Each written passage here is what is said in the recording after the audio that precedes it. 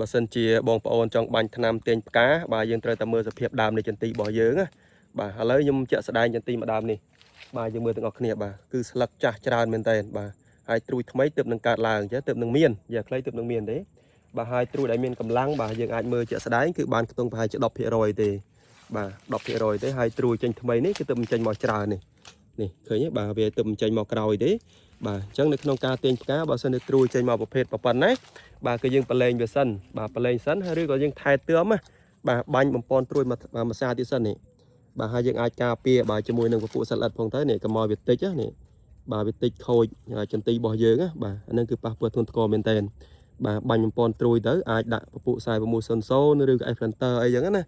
បាទបាញ់បំពន់ត្រួយជំនួយត្រួយការពារសត្វល្អិតផងទៅបាទយើងអាចបំពន់មួយជើងទៀតចង់និយាយចឹងណាបាទនេះ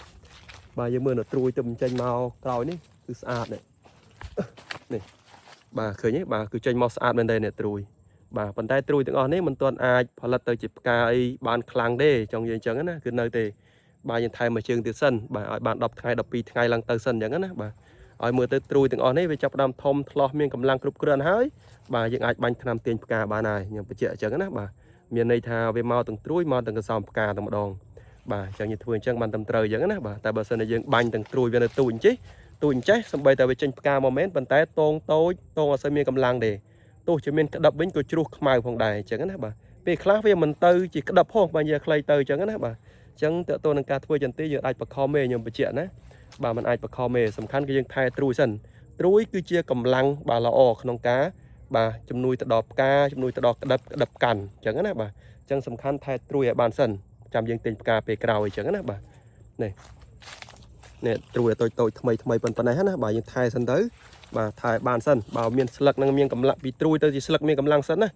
បាទត្រួយមកទៅជាស្លឹកហើយស្លឹកដែលល្អស្លឹកផៅធំធ្លោះហើយអាហ្នឹងគឺយើងទាញផ្កាគឺផ្កាដែលចេញមកបង្កាត់ទៅជាក្តឹបបានលឿនក្តឹបកាន់មិនងា